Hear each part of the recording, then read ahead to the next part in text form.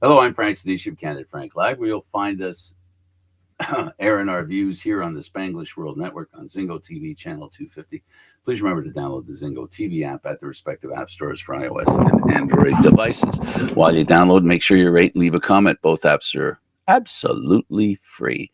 Zingo TV is available on Google Chromecast, Amazon Fire TV sticks, Roku sticks, and all Smart TVs 2016 for it. Now joining me is Aaron William Freeland. Aaron, how you doing, buddy? Doing all right. How you doing, Frank? Tired. I guess this is a picture outside town hall. We had our first in decades, our first Remembrance Day celebration. No, sorry, first Remembrance Day on Remembrance Day in decades. Because we didn't have a Legion, so we couldn't do it in this town. We'd have to borrow a Legion Stainer to be specific to do it. So it's well, it was fun. Oh my goodness, organizing everything and making it happen was a thrill, and I'm really proud of everybody that is a part of the Legion and everything they did to make this happen. And believe me when I say this, it was a tiger by the tail. And we also have a new building. And that new building, we don't have everything in it yet, but we're getting there. And we had 200 people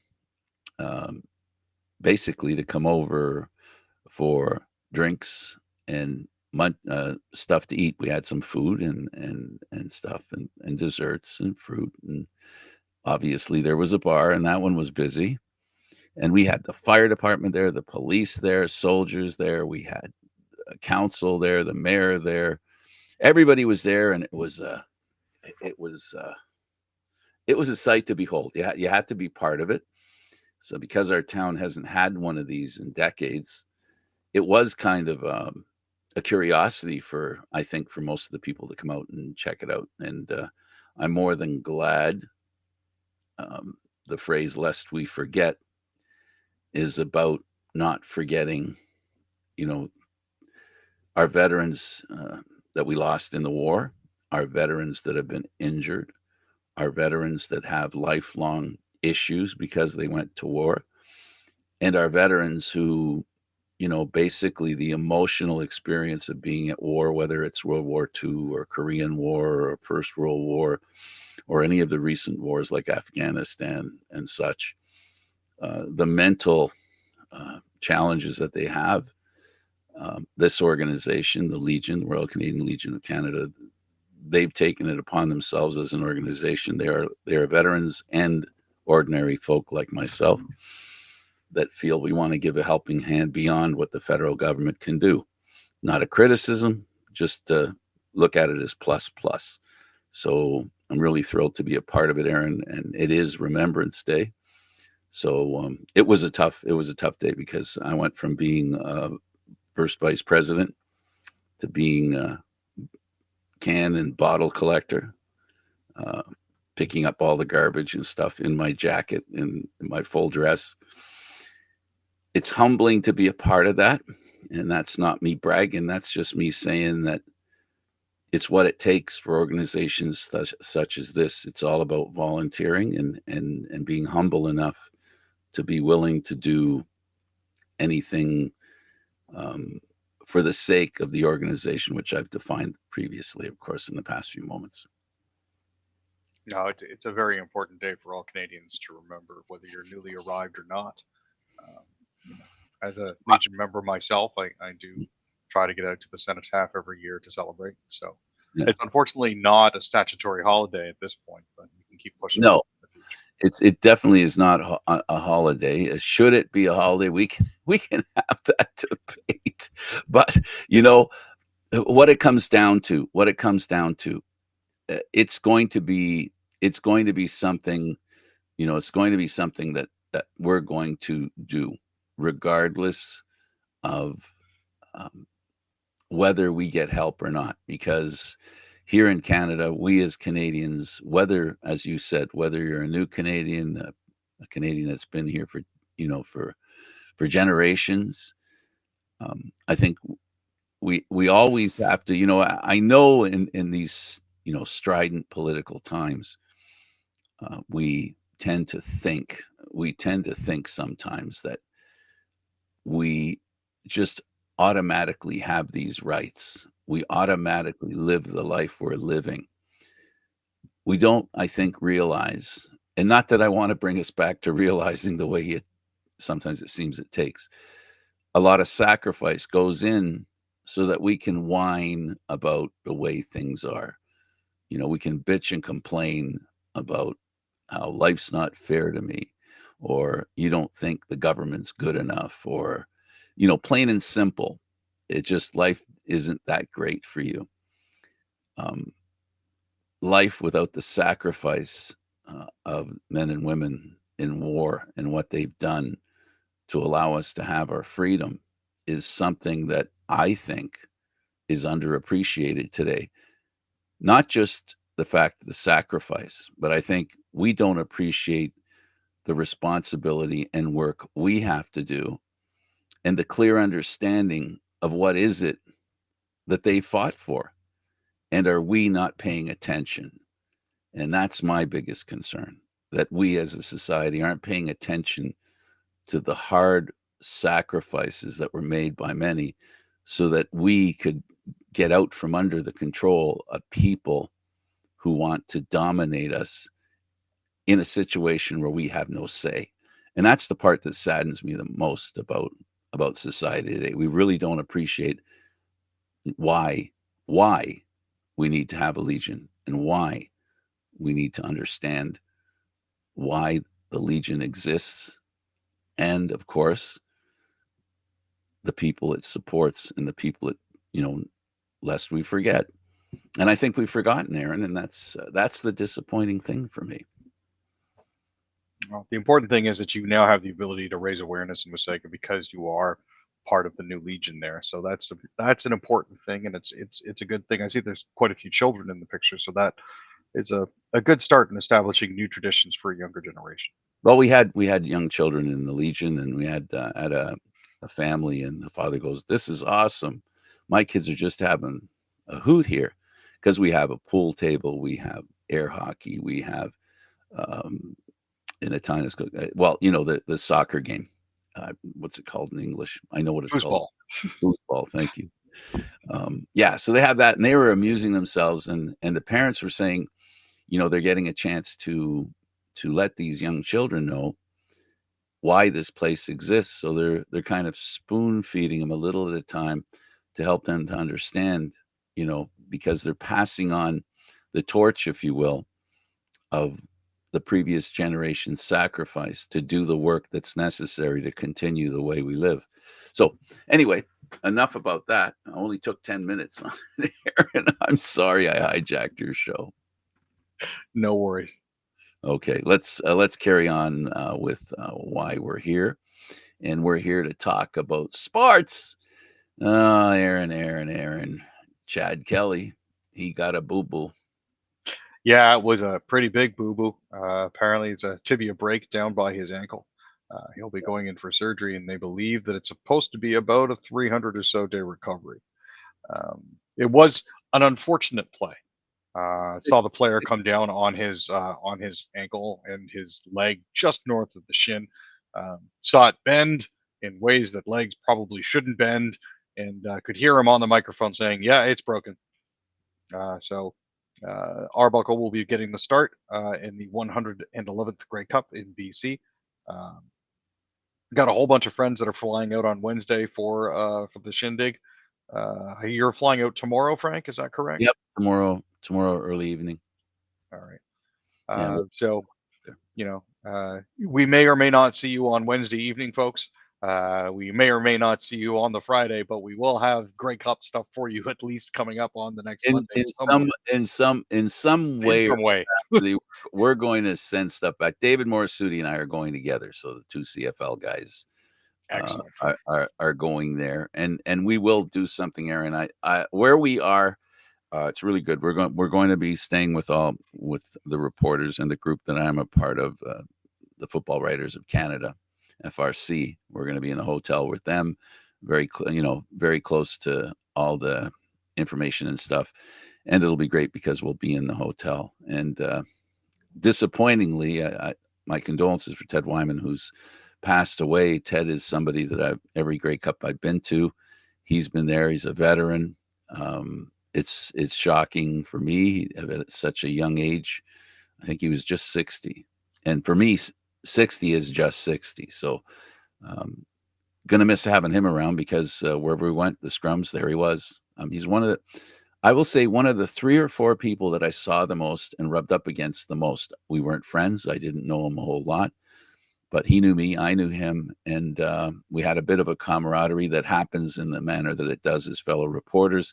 The CFL has lost a very important voice, a great editor.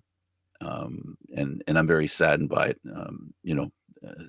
to his family and his friends and his coworkers. My humblest condolences. Anyway, so yeah, so the CFL is going to be fun. The Argos is going to be interesting, Aaron. Talk to me. Well, you know what? Let's go with what you wanted to talk about. I've hijacked this enough. Let's talk about the Bombers and how this 5th straight Grey Cup is going to be handled by them. Well, they're basically going to treat it the way that they've always approached things. Coach O'Shea has said they've got enough young guys there that it'll be their first, but they've got enough vets to guide them through the process because it isn't all that tricky. They've got a great staff that really has everything down to a T and laser focused, so they can just go about their days. This is going to be their 5th straight Grey Cup appearance. This is after they took down the Saskatchewan Roughriders 38-22 in the Western Final on Saturday at Princess Auto. This game got out of hand early. I don't think there was ever really any doubt as to who was going to be the representative from the West this time around. It was thorough domination. So, Lawler came out of the gate hot, had a couple really good receptions for the Blue Bombers, and that was pretty much all she wrote. It's a short week for a lot of these guys now because they're going to be making sure that they're in BC a little bit in advance to take care of prep work and get acclimatized and get the jet lag out of their system. And away we go for Sunday. Yeah, it should be a lot of fun. It really should be a lot of fun. There's a lot of activity going on. It'll be great. I know I love the Canadian Football League. So that alone, just the fact that it's the big game for the Canadian Football League, I'm looking forward to that. And that's the most important thing I can say. So let's move on and we'll talk now about the NHL and let's talk about Ullmark and the Senators. So Ullmark was their big offseason pickup. For those who remember, as I'm sure a lot of our fans and our watchers do, Ullmark was part of that tandem in Boston with Swayman, who popularized the goalie hug. Now, Ullmark was returning to Boston for the first time since this summer with his new team, the Senators. Brady Tkachuk salted it away 21 seconds into overtime, giving Ottawa the 3-2 win over the Bruins. And handing a win to Linus Ullmark in his return to Boston. He went 88, 26, and 10 in 3 seasons with the Bruins, but he was replaced by Jeremy Swayman for most of last year's playoffs. The Senators outshot the Bruins 34-16, which is a significant margin. That's over 2-1. This is just the second time in a 7 road games so far this season that the Senators have actually won. The Bruins, unfortunately, just can't seem to get on a roll so far this season. They had won 3 out of 4 of their recent games, but hadn't managed to string anything together. Ullmark and Swayman, for the fans, of course, hugged at center ice, putting their arm around each other and posed for pictures during the pregame warmups. The Bruins actually had more giveaways, 20, than actual shots on goal in regulation time, which was 15. This is a bit of a stunner, to be perfectly honest with you. Normally, the Bruins are much better. Unfortunately, this season, they don't look like they're doing particularly well at all. No, they're not. And statistically, it's night and day from last year to this year. Some of the main statistics, goal scoring, goals against, time of possession. I mean, they are Batman 500. So, I mean, they are sitting at 16 points right now at 7-7-2, But but that's not who they have been. no, They have no, not been a Bettman 500 team. no. All right, let's go to the Jets. IFL and Mestikov helped Jets beat the Stars 4-1. This is a team that they're looking good. They're looking really fantastic. I mean, ever since that one blip against that team from Toronto, they have been firmly in the driver's seat. They're actually currently on a 6-game winning streak. They're 9-1-0 in their last 10 games. And you know what? Iafallo and Nemesnikov each having a goal and an assist helped them take down the Dallas Stars 4-1 on Saturday. And again, this is a new NHL record. It's not the consecutive wins record that was unfortunately stifled by the Toronto Maple Leafs, but it is an NHL overall record of 14 wins in their first 15 games. Nikolai Ehlers and Rasmus Kupari also scored for the Jets, who closed out a perfect 4-game homestand. Cole Perfetti had 2 assists, and Connor Hellebuck made 32 saves. Winnipeg went 2 for 5 on the man advantage compared to 0 for 4 for Dallas. Rupe Hintz finally managed to break the shutout, scoring for the Stars with 1:22 remaining. That was his 5th goal on the season. Let's talk about the Flames, a team that starts slow but has been able to come back repeatedly. But it does speak to a flaw in the team's ability to win hockey games. Yeah, this follows a late overtime loss to the Bruins, in Boston, which came after Matt Caronado led them to a comeback victory over Montreal the week before. The problem that they're having here is, yeah, sure, it's great that they're managing to come back. But at the same time that they're managing to come back, the fact that they're not starting on time is something that can affect them greatly when it comes to later in the season and especially in the playoffs. I mean, Michael Backlund evened the score with a few minutes remaining in regulation, but J.J. Peterka was the only player to score in the shootout. So the Flames, again, get a pity point by getting a tie, but had they started on time, I believe they could have beaten the Buffalo Sabres. Absolutely. The Oilers, they help out Skinner score some goals in a 7-3 win. Yeah, this is a lot of times, unfortunately, the Oilers goalies aren't getting the support that they need. They were averaging just 2.36 goals a game, but Kevin Lankinen got beat 7 times on just 27 shots. He got chased with 8:55 remaining in the third period by the Oilers. Connor McDavid was also back ahead of schedule from his ankle injury. He had his first 3-point night of the year. Basically looked like he was just taking the other team apart. The Canucks did not look like they had an answer for him. So good to see that. Corey Perry also had himself a goal before Victor Arvidsson put a wrist shot off a Draisaitl feed for his second as an Oiler. But then the Canucks decided they were going to try to come back, but it wasn't enough. Absolutely. Well, we've been talking about Marner and his value. And since Matthews has been injured, it seems to me that Marner's play has given us reason to believe that he is a key component in Maple Leafs hockey. Well, he has managed to extend his point streak to 8 games. William Nylander also had a goal and assist of his own. John Tavares and Connor Timmins also scored. Toronto's now won 3 games in a row, which is good. Joseph Woll had himself 20 saves. Morgan Riley picked up an assist, become the 3rd Leaf defenseman to reach 400 in his career. Wow. He's joining Boreas Salming, who had 620, and Tomas Kaberla, who had 437. Wow. Brendan Gallagher scored the only goal for Montreal, who are now 4-9-2 on the season. The Leafs power play has continued to improve. They're now 8 for 14 since last weekend after starting the season 3 for 39. So they're 11 for 53 now, which is much improved. Yeah. The Canadians, have been outscored 29-12 during their current losing streak. The Montreal Canadiens, there really is a coaching change watch going on. A lot of talk about, well, maybe Montreal needs a new coach. Well, you know what? This is the same conversation we had last week, remember, where, coaches can only do so much, players can only do so much, GMs can only do so much.